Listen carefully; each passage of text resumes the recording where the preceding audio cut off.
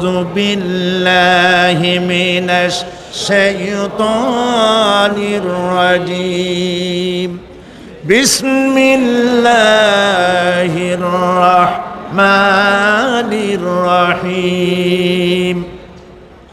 বিতাড়িত মরদুদ শয়তানের ওয়াসওয়াসা থেকে আল্লাহর কাছে পানা চাই।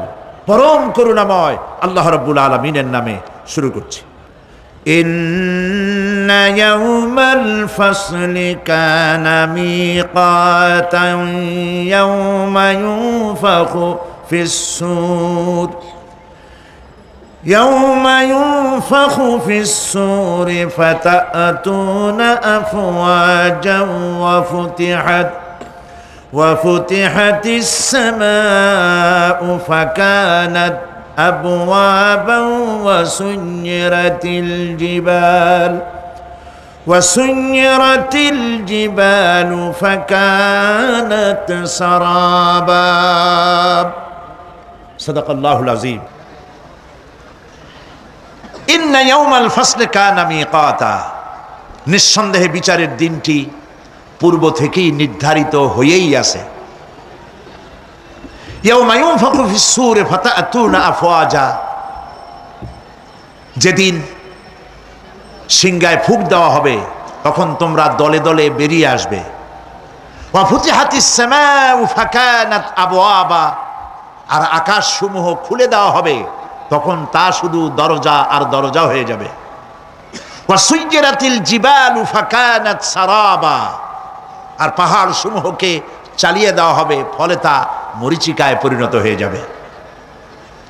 তেলাওয়াতকৃত আয়াতের এই হচ্ছে তরজমা। সূরা নাবা হচ্ছে, নবী করিম সাল্লাল্লাহু আলাইহি ওয়াসাল্লাম বলেছেন, কেউ যদি দুনিয়ায় বেঁচে থাকা অবস্থায় পরকালীন দৃশ্য চোখে দেখতে চায় সেজন্য সূরা আন-নাবা, সূরা আল-মুরসালাত, সূরা আন-নাজিআত, সূরা আল-ইনফিতার, সূরা আত-তাকবীর, এই সূরাগুলি যেন পড়ে, তাহলে কিয়ামতের দৃশ্য নিজ চোখে অবলোকন করতে পারবে। সুবহানাল্লাহ বলেন। পরকালীন জীবন সম্পর্কে কোরআন যেসব যুক্তি পেশ করেছে তা হলো আল্লাহর এসব কিছুই বিচক্ষণতার বাইরে ছিল না, লক্ষ্যহীন এবং নিরর্থক নয়। আল্লাহ পাক বলছেন, আফাহাসিবতুম আন্নামা খালাকনাকুম আবাসা ওয়া আন্নাকুম ইলাইনা লা তুরজাউন, তোমরা কি ভেবেছো যে তোমাদেরকে সৃষ্টি করা হয়েছে খামোখা আর তোমাদেরকে আমার কাছে ফিরে আসতে হবে না? এটাই কি মনে করেছো? আল্লাহ রাব্বুল আলামিন কোরআনে কারীমের অন্যত্র বলেন, আয়াহসাবুল ইনসানু আইয়ুতরাকা সুদা, মানুষ কি ভেবেছে যে তাদেরকে নিরর্থক আমি সৃষ্টি করেছি? মোটেই না। ওয়ামা খালাকনাস সামাওয়াতি ওয়াল আরদা ওয়ামা বাইনাহুমা লাঈবিন, আল্লাহ পাক বলেন, এই আকাশ আর জমিন আর এর মধ্যবর্তী যা কিছু আমি সৃষ্টি করেছি, কোনোটাকে খেল তামাশার বিষয়বস্তু করে তৈরি করি নাই, নিরর্থক করে বানাই নাই। প্রত্যেকটি সৃষ্টির পেছনে বিচক্ষণতার দাবি হিসেবেই সৃষ্টি করা হয়েছে। বিরাট কারণ রয়েছে, খামোখা বানানো হয় নাই। এই পৃথিবীর একদিন শেষ হয়ে যাবে, এই বিশ্ব ব্যবস্থার একদিন পরিসমাপ্তি হয়ে যাবে। এই আকাশ থাকবে না, এই জমিন থাকবে না। বিশ্বাস করেন? আর যারা জবাব দিলেন না, বিশ্বাস করেন? এই আকাশ, এই জমিন, এ মানব গোষ্ঠী কিছুই থাকবে না, একদিন সব শেষ হয়ে যাবে। বিশ্ব ব্যবস্থার পরিসমাপ্তি কিভাবে ঘটবে? কোরআনে কারিমে আল্লাহ রাব্বুল আলামিন পরিষ্কার করে বলে দিচ্ছেন। লক্ষ্য করো কেমনে এই পৃথিবীকে ধ্বংস করা হবে। আল্লাহ পাক কোন জিনিসকে গোপন রাখেন নাই, ওপেন সিক্রেট, সবগুলিকে খুলে খুলে আল্লাহ বয়ান করে দিয়েছেন। এই পৃথিবী আল্লাহ রাব্বুল আলামিন কেমনে ধ্বংস করবেন, কেমনে কিয়ামত হবে, বিশ্ব ব্যবস্থার পরিসমাপ্তি কেমনে হবে, আল্লাহ পাক কোরআনে কারিমে বলেন, ইযাস সামাউ ফাতারাত وإذا الكواكب انتثرت وإذا البحار فجرت وإذا القبور بعثرت إذا السماء انفطرت আকাশসমূহ বিদীর্ণ হয়ে যাবে, বিদীর্ণ হয়ে যাবে। কাতাইয়িস সিজিল্লি লিল কুতুব, কিতাবের পৃষ্ঠা যেমন একটার উপরে একটা পড়ে, শুনতেছেন কথা? বইয়ের পাতা যেমন একটার উপরে একটা পড়ে, এভাবে উল্টাতে থাকলে অনুরূপভাবে আকাশসমূহ একটার পর একটা বইয়ের পাতার মতো পড়ে ভেঙ্গে চুরে চুরমার হয়ে যাবে। সুবহানাল্লাহ। ওয়াইদাল কাওয়াকিবু ইনতাসারাত, সমস্ত তারকাগুলি বিক্ষিপ্ত হয়ে পড়তে থাকবে। তারকা, আপনারা কি মনে করেন নাকি যে তারকাগুলি আতশবাজি যেমন ফুটকে ফুটকে ওঠে ওই রকম কতগুলি ছিটকে ছিটকে পড়বে, চোখে দেখা যাবে, মাটির সাথে কিছুই পড়বে না, এরকম মনে করেন নাকি? তারকা সম্পর্কে আপনাদের ধারণা কি? বিশাল তারকা, কত তারকা! সমুদ্রের বেলাভূমিতে দাঁড়িয়ে বালুকণাগুলি, সমুদ্রের বালুকণাগুলি গোনা যদি সম্ভব হয়, আল্লাহর আকাশে কত তারকা গুণে শেষ করা যাবে না।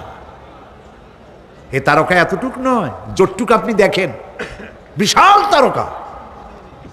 যে সূর্য পৃথিবীর চাইতে 13 লক্ষ গুণ বড়, এরকম 1.5 থেকে 2 অথবা 3 কোটি সূর্য খাইয়া পেটের মধ্যে হজম করতে পারে এমন হাজার হাজার বিলিয়ন বিলিয়ন তারকা আল্লাহ পাক গ্যালাক্সির মধ্যে পয়দা করে রেখেছেন।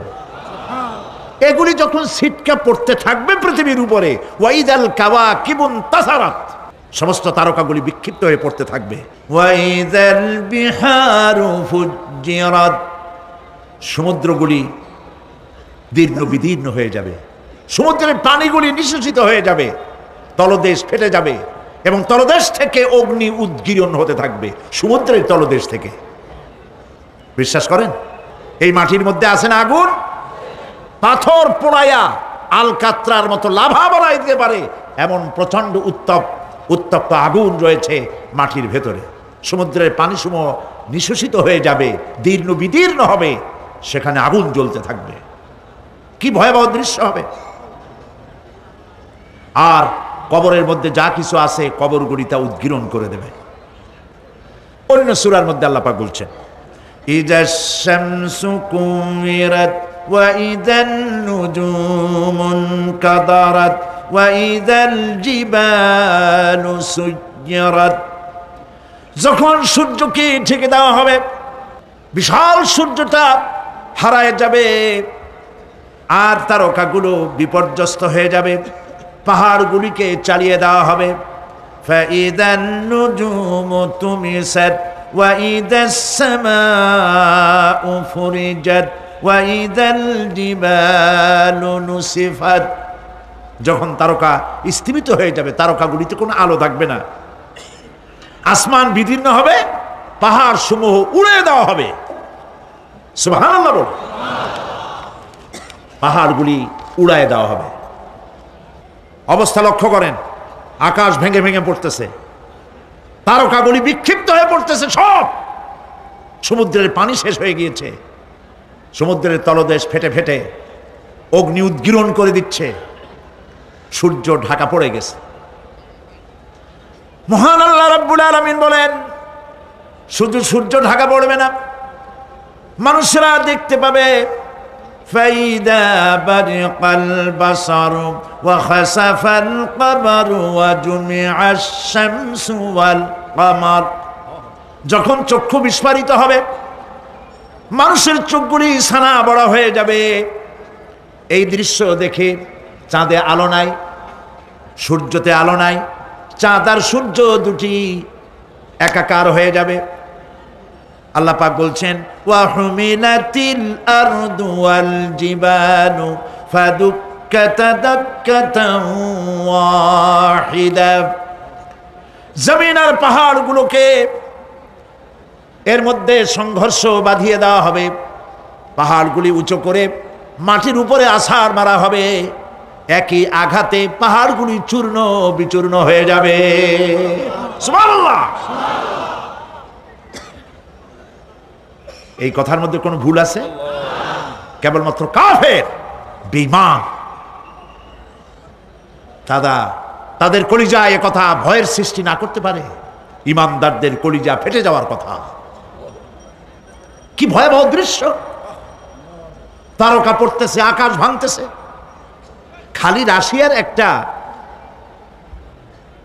রকেট বহু বছর পর্যন্ত মহাশূন্যে উঠতেছিল। একদিন পত্রপত্রিকায় দেখতে পেলাম ওইটা ভেঙে পড়বে, ওইটার মেয়াদ শেষ হয়ে গেছে, ভেঙে পড়বে। বিশ্ব মহাচিন্তায় পড়ে গেল, কোন দেশে পড়বে? যদি কোনো দেশের উপরে পড়ে সে দেশ শেষ হয়ে যাবে। বিল্ডিং, মানুষ, স্থাপনা সব চূর্ণ বিচূর্ণ হয়ে যাবে। ভয়তে অস্থির। রাশিয়ার বিজ্ঞানীরা চেষ্টা করলো সেটাকে সরাইয়া কোনো জমিনে যাতে না পড়ে মহাসমুদ্রে ভালাবার জন্য চেষ্টা করতে লাগলো। মনে আছে ঘটনা আপনাদের? পত্রপত্রিকা যারা পড়ে মনে থাকারই কথা। রাশিয়ার একটা রকেট, এটার কত বড় হবে? ওইটা ভেঙে চুরে পড়বে, সে ভয়তে দুনিয়া অস্থির। আর আল্লাহ পাক বলছেন, এতে কোনো সন্দেহ নাই, আকাশ একটার পর একটা ভেঙে চুরে চুরমার হয়ে পড়তে থাকবে, তারকাসমূহ বিক্ষিপ্ত হয়ে পড়বে, দরিয়া দীর্ণ বিদীর্ণ হয়ে যাবে, চন্দ্র আর সূর্য ধাক্কা লেগে একাকার হয়ে যাবে, চাঁদে আলো নাই, সূর্যে আলো নাই, অন্ধকার এক বিভীষিকাময় পূর্ণ হয়ে যাবে গোটা বিশ্ব। পাহাড়গুলো উঁচু করে মাটির উপরে আছাড় মারা হবে, এক ধাক্কায় পাহাড়গুলো ভেঙে চুরে চুরমার হয়ে যাবে। সুবহানাল্লাহ। এই অবস্থা যখন, এই ভয়ঙ্কর পরিস্থিতি যারা লক্ষ্য করবে, আল্লাহ রাব্বুল আলামিন বলেন মানুষেরা ভয় অস্থির হয়ে দৌড়াদৌড়ি আরম্ভ করবে। ইয়াকুলুল ইনসানু ইয়াউমাইদিন আইনাল মাফার। মানুষেরা পাগলের মতো শুধু দৌড়াদৌড়ি করবে আর বলবে পালাবো কোথায়, ভাগবো কোথায়, কোথায় যাব? আল্লাহ রাব্বুল আলামিন জবাবে বলেন, কাল্লা লা ওয়াজারা ইলা রাব্বিকা ইয়াউমাইদিনিল মুস্তাকার। কখনই নয়, ভাগবার জায়গা নাই, পালাবার জায়গা নাই। আল্লাহ রাব্বুল আলামিনের আশ্রয় ছাড়া কোনো আশ্রয় নাই। এই বিভীষিকাময় দৃশ্য হয়ে যাবে, সব মরে যাবে, কেউ বাঁচবে না। মালাকুল মউতকে আল্লাহ পাক জিজ্ঞেস করবেন, কে এখন বেঁচে আছে আর কারা বেঁচে আছে? তিনি বলবেন হযরত জিবরাইল, হযরত মিকাইল, হযরত ইসরাফিল। আল্লাহ পাক নির্দেশ করবেন, এদের জান কবজ করো। ইসরাফিল, মিকাইল জান কবজ হবে। হযরত জিবরাইল আমিন শাদীদুল কুওয়া, প্রচন্ড ক্ষমতা আল্লাহ তাকে দান করেছেন। সুবহানাল্লাহ বলেন। দুনিয়ার সব নবীদের কাছে বাণী বহন করে নিয়ে আসছেন পূর্ণ অথেন্টিসিটির সাথে। সুবহানাল্লাহ। আল্লাহ পাক যাকে বলেছেন রূহুল আমিন।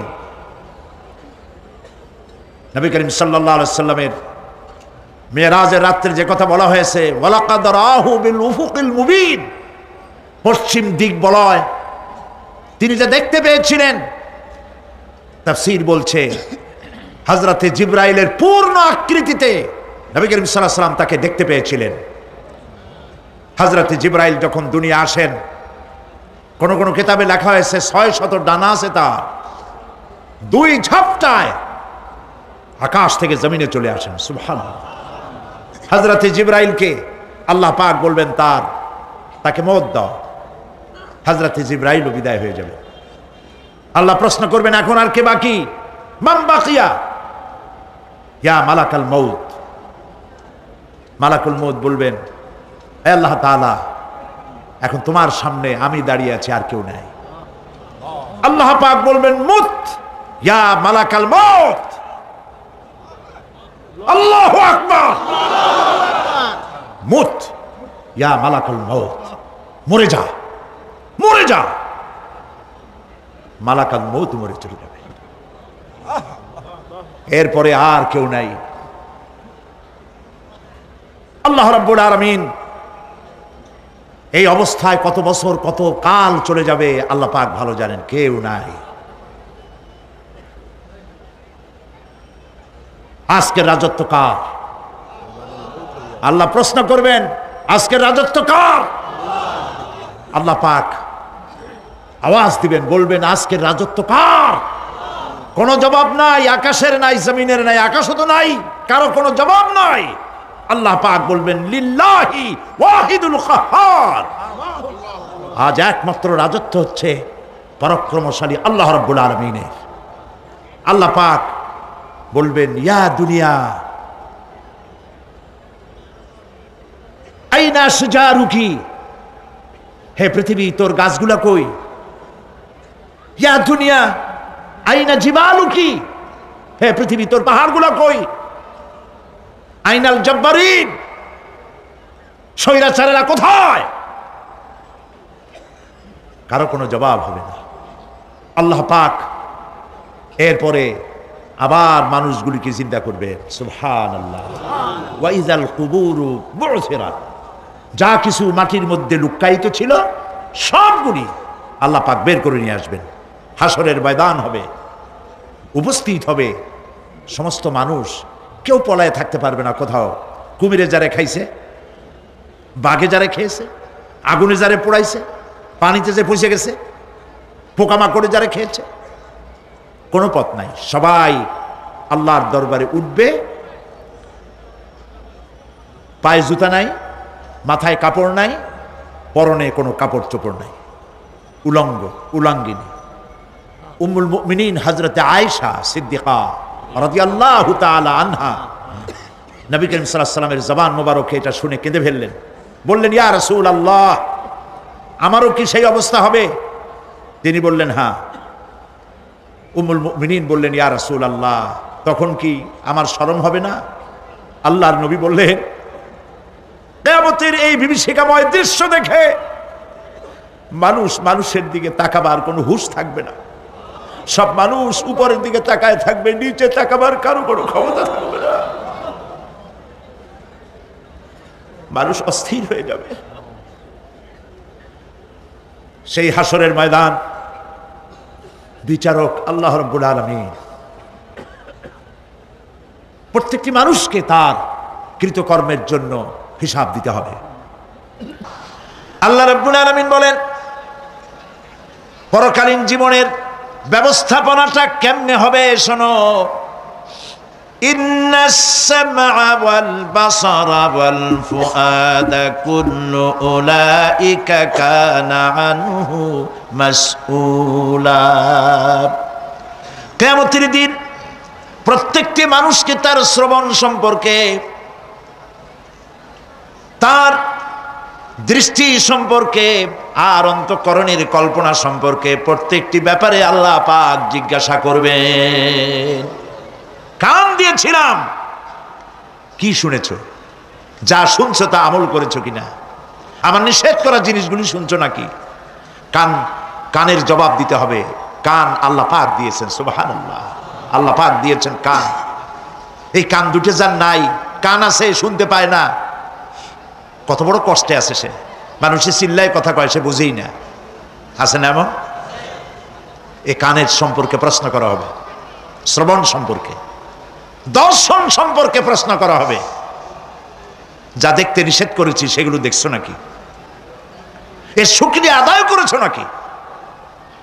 দুটি চোখ, এর শকর আদায় করা কি সম্ভব ভাই? আদায় করা সম্ভব? এই দুটি চোখ যদি না থাকতো আমার গর্ভধারিণী মাকে দেখতে পারতাম না। এই সুন্দর চোখ দুটি যদি আল্লাহ না দিতেন, আল্লাহর এই সুন্দর সৃষ্টি দেখা থেকে বঞ্চিত হয়ে যেতাম।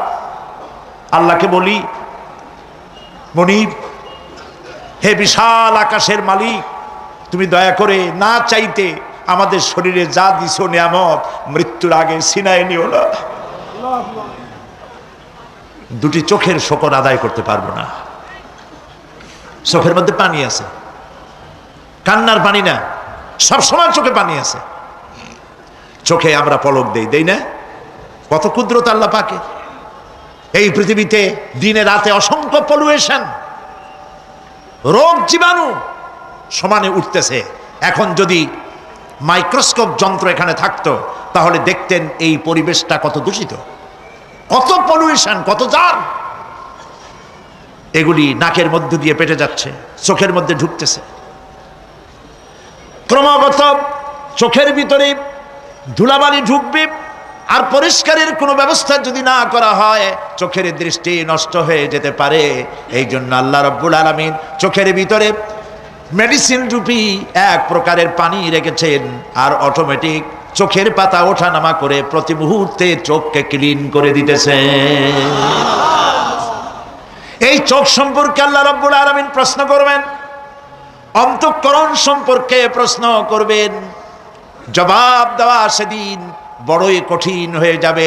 এই জন্য আল্লাহ রাব্বুল আলামিন দুনিয়াবাসীকে সতর্ক করে দিচ্ছেন। তিনি আরো বলছেন, ওয়ালাকাদ খালাকনাল ইনসানা ওয়া না'লামু মা তুওয়াসবিসু বিহি নাফসু ওয়া নাহনু আকরাবু ইলাইহি মিন হাবলিল ওয়ারিদ। মানুষ সৃষ্টি করেছি আমি, তার অন্তঃকরণে কি চিন্তা হয়, কি কল্পনা হয় তাও জানি আমি। আর আমি আমার বান্দার যেই সাহারাগের উপরে মাথাটা খাড়া আছে এই রোগের চাইতেও আমি বান্দার বেশি নিকটে। আল্লাহ পাক গোপন রাখেন নাই, বলে দিচ্ছেন আমি কিন্তু এখানে আছি। সুবহানাল্লাহ। আচ্ছা বলেন তো আল্লাহ কোথায় আছেন? এটি একটি মুশকিলের প্রশ্ন। সাধারণত লোকেরা বলে আল্লাহ সব জায়গায় আছে। এই কথা, এই জবাব সঠিক নয়। আকীদা সাফ হতে হবে। আল্লাহ সব জায়গায় আছে এই কথা সঠিক নয়। যদি আল্লাহ সব জায়গায় থাকেন তাহলে দুনিয়ার সব জায়গা ভালো না, কিছু কিছু খারাপ আছে। তাহলে খারাপ জায়গায়ও থাকতে হয়। নাউযুবিল্লাহ বলেন। আল্লাহ কোথায় আছে এই প্রশ্ন আল্লাহরই করি।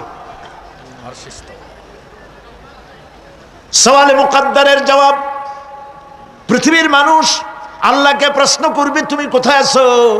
রব্বুল আলামিন প্রশ্ন করার আগে জবাব দিয়ে দিয়েছেন, আর রাহমানু আলাল আরশি ইস্তাওয়া। আল্লাহ পাক আরশে আজিমে আছেন। কোথায় আছেন বলে? এক আঙ্গুল আকাশের দিকে উঁচু করে বলেন আল্লাহ কোথায় আছেন? আরশে আজিমে আছেন। সুবহানাল্লাহ। তবে আরশে আজিমে আছেন যে অবস্থা এমন নয় যে তিনি সাংঘাতিক রকমের কুয়াশার কারণে বাংলাদেশে কি হইতেছে তা দেখতে পান না। সে আল্লাহ রাব্বুল আলামিন সব কথা পরিষ্কার করে বলেছেন আমি তোমার ঘাড়ের কাছে। তার মানে আল্লাহর ইলম, তার নজর, তার সামা এবং তার বাসার, তার দেখা, তার শোনা, তার ইলম সবটা আমাকে ঘিরে আছে, আমি তার বাইরে নাই।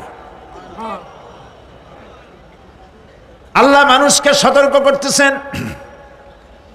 মা ইয়ালফিযু মিন কাওলিন ইল্লা লাদাইহি রাকীবুন আতীদ।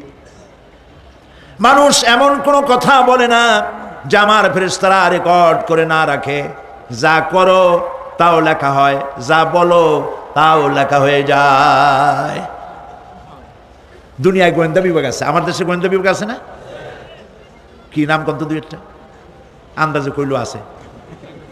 CID, DIB, DFI, army intelligence, কত রকম গোয়েন্দা আছে, কত বাহিনী আছে আপনি টের পাবেন না। পাগড়ি একটা বান্ধি আপনার সামনে বসা, আপনি বুঝবেন না যে আপনার আমলনামা রেকর্ড করতেছে ওখানে বসে। আপনি তো মনে করেছেন দরবেশ সাহেব 6 সেল্লা দিয়ে আসছে, কিন্তু তিনি গভর্নমেন্ট অফিসার, আপনার সর্বনাশ করতেছে, আপনি টের পাচ্ছেন না। এই যে যদি মানুষের রাষ্ট্র ঠিক রাখার জন্য দুনিয়ার সরকারের দরকার হয়, তাহলে আল্লাহ পাকের এই বিশাল সাম্রাজ্য রক্ষা করার জন্য আল্লাহর গোয়েন্দা বিভাগ নাই? আল্লাহ রাব্বুল আলামিন তার গোয়েন্দা বিভাগ কাজ করতেছি। আমরা বিশ্বাস করি না, আমরা বুঝতে পারি না, যার জন্য অন্যায়ের মধ্যে লিপ্ত হয়ে যাই। একবার আমি লন্ডন থেকে, লন্ডন শহরে রাত্রে যাচ্ছি, রাত 2টা-2:30 হবে। প্রতিমধ্যে রেড সিগন্যাল জ্বলল, গাড়িটা থামাই দিল, সামনে আর গাড়ি টাড়ি নেই। আমি ড্রাইভারে বললাম যে গাড়ি টাড়ি তো নাই সামনে, আমরা তো ইচ্ছা করলে যেতে পারি। ড্রাইভার বলল পারি, কিন্তু যাব না। কেন যাবেন না? বলল যে এই সিগন্যালের সাথে ক্যামেরা আছে, অটোমেটিক ক্যামেরা। আমি যদি এখান থেকে এটাকে ক্রস করি তাহলে আগামীকাল কোর্ট থেকে আমার নামে চিঠি আসবে। রাত 2:45, এই রঙের গাড়ি, এত নাম্বার গাড়ি, এবং আপনার চেহারা শরীফ এই, আপনি রাত 2:45 সময় রেড সিগন্যাল অমুক এলাকা থেকে ক্রস করেছেন, মেহরবানি করে কোর্টে আসেন আর জরিমানা দিয়ে যান। এই লোকটি এইখানে ক্যামেরা আছে, এটা চোখে দেখছে, সেই জন্য বিশ্বাস করলো। কিন্তু এই ক্যামেরায় স্ন্যাপ নেওয়ার জন্য কোনো ক্যামেরা ম্যান নাই,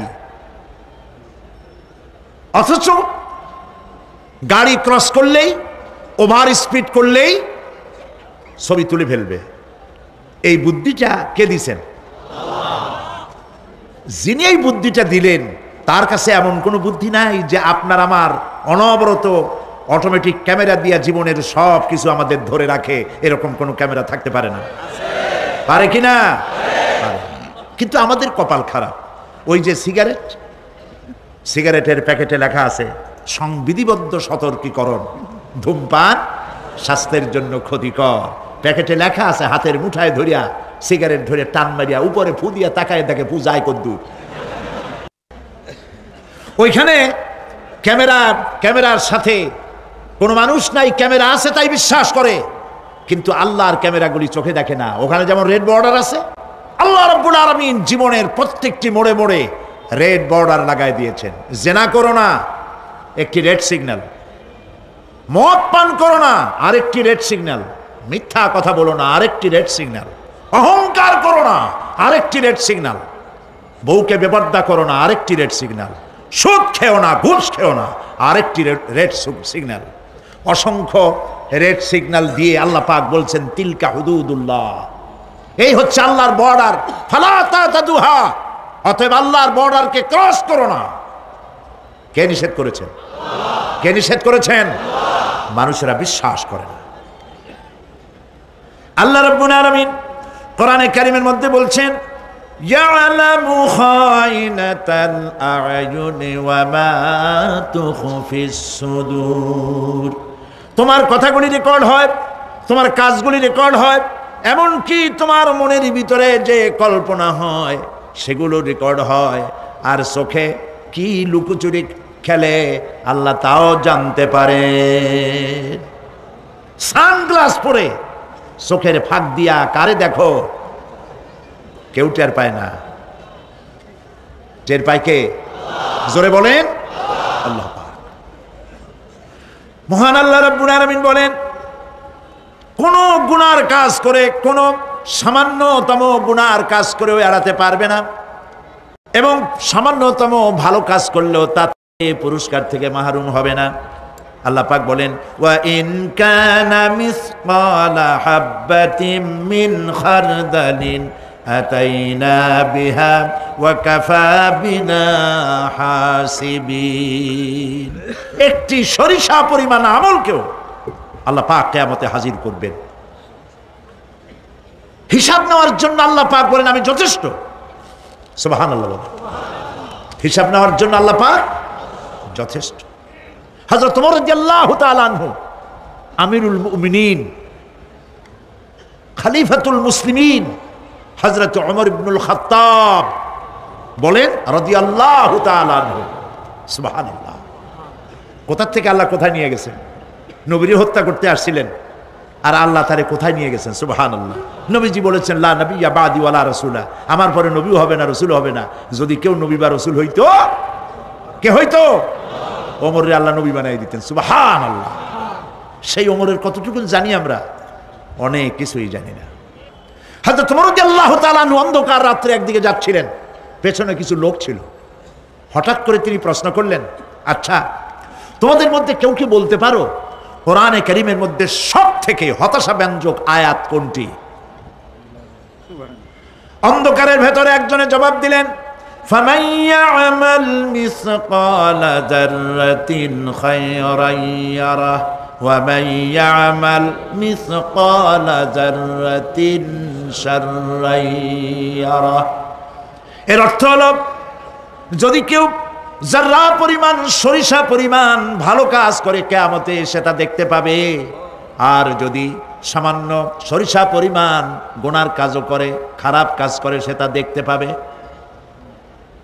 এই আয়াতটি যখন নাজিল হয়, এই সূরা যখন নাজিল হয়, হযরতে আবু সাঈদ খুদরি রাদিয়াল্লাহু তাআলা আনহু তিনি রাসূলুল্লাহকে প্রশ্ন করলেন, ইয়া রাসূলুল্লাহ, আল্লাহ যে আয়াত নাজিল করলেন কিয়ামতের দিন আমি কি আমার এমনকি ছোট্ট পাপও কি দেখতে পাবো? আল্লাহর নবী বললেন, আল্লাহ বলেছেন অবশ্যই দেখতে পাবা। হযরতে আবু সাঈদ খুদরি রাদিয়াল্লাহু তাআলা আনহু চিৎকার করে কেঁদে উঠলেন, বললেন তাহলে তো আমি মরেই যাব, আমার ছোট্ট পাপটাও যদি আমি দেখি কিয়ামতে আমি তো মরে যাব। হযরত ওমর রাদিয়াল্লাহু তাআলা আনহু অন্ধকারের ভিতরে হাঁটতেছেন আর কাঁদতেছেন, হাঁটতেছেন আর কাঁদতেছেন।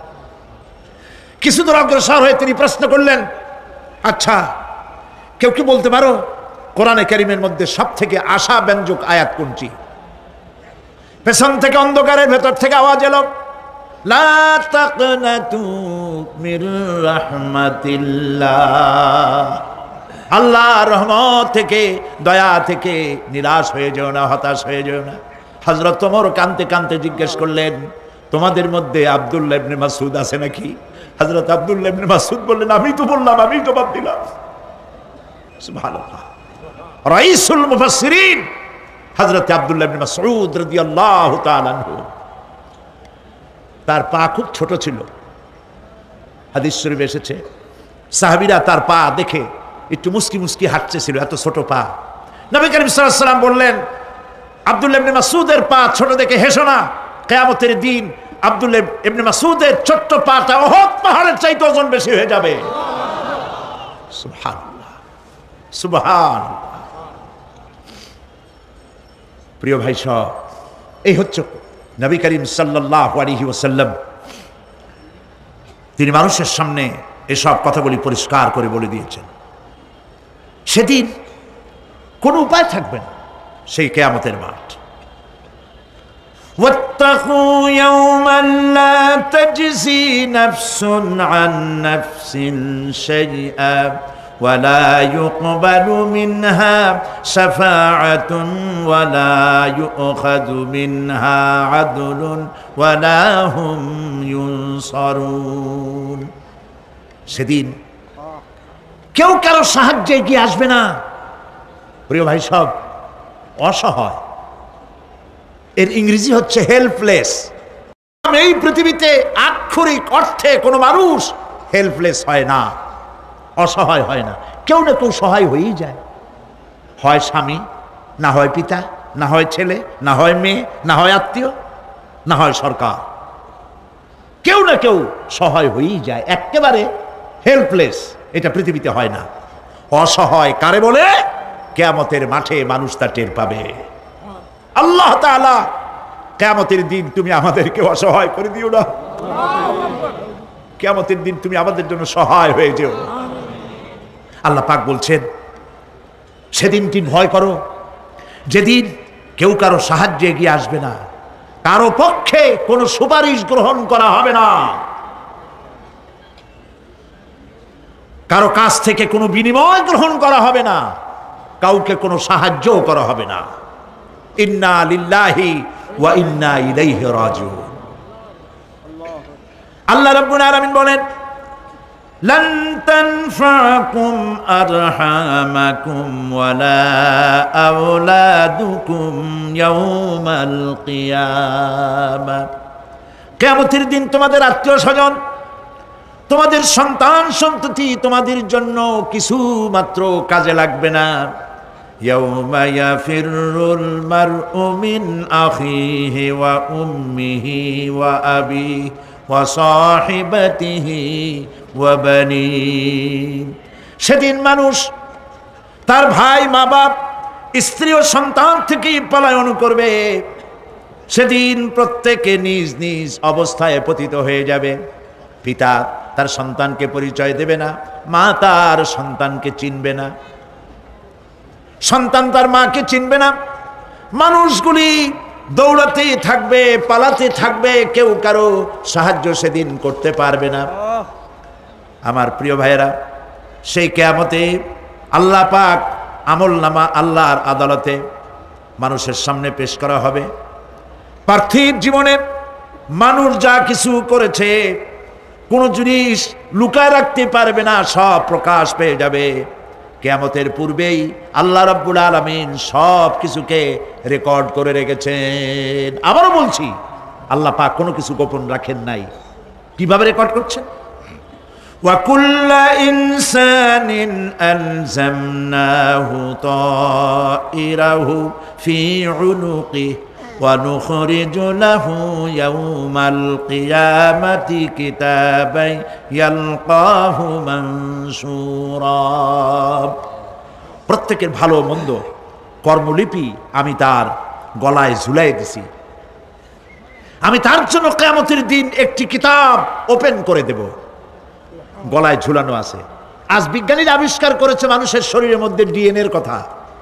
এই ডিএনএর মধ্যে সে কেমন হবে, তার প্রজ্ঞা, তার মেধা ইত্যাদি সব কিছু ওর মধ্যে ডিএনএর ভিতরে বিজ্ঞানীরা খুঁজে পাচ্ছে। আল্লাহ পাক মানুষের গলায় একটা টেপ রেকর্ডার লাগাই দিয়েছেন। সুবহানাল্লাহ বলেন।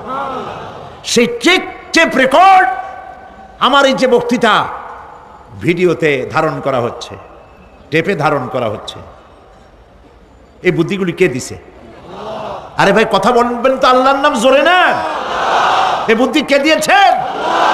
যে আল্লাহ বুদ্ধি দিয়ে আপনার আমার কথা রেকর্ড করাইতে পারে, সে আল্লাহ পাক আপনাদের আমার সাথে অদৃশ্য একটি টেপ রেকর্ড গলার মধ্যে ঝুলায় রাখছেন। এটা বিশ্বাস করবেন না? কিয়ামতের দিন এই রেকর্ড তার সামনে আল্লাহ পাক বলেন একটা কিতাব ওপেন করে দেব। তারপরে বলা হবে ইকরা কিতাবাকা কাফা বিনাফসিকাল ইয়াউমা আলাইকা হাসিবা। তাকে বলা হবে নিজের কর্মলিপি পড়ে দেখো, আজ তুমি নিজেই নিজের হিসাবের জন্য যথেষ্ট। পড়ো, কোথায় যাবা? জাহান্নামে যাবা না বেহেশতে যাবা? তুমি নিজেই তোমার হিসাব করার জন্য যথেষ্ট। সুবহানাল্লাহ। সেদিন কোনো সাহায্যকারী পাওয়া যাবে না, ওকালতি করার জন্য কাউকে পাওয়া যাবে না। বিশ্বাস করুন, বিশ্বাস করুন, কোন পীর সাহেব, কোন খাজা বাবা কিয়ামতের দিন আপনার আমার উপকারে আসবে না, আসবে না, আসবে না। আমল ভালো হবে, আল্লাহ ক্ষমা করবেন। আমল ভালো নাই, পীর সাহেবরা কিছু করতে পারবেন না। কেউ কেউ মনে করেন পীর সাহেব আমার সুপারিশ করবেন। কিয়ামতের দিন আপনারাই দেখবেন ওনাদের সুপারিশ কে করে। কিয়ামতের দিন আল্লাহ পাক আরো পরিষ্কার করে বলছেন লান তানফাকুম আরহামুকুম ওয়ালা আওলাদুকুম ইয়াউমাল কিয়ামা।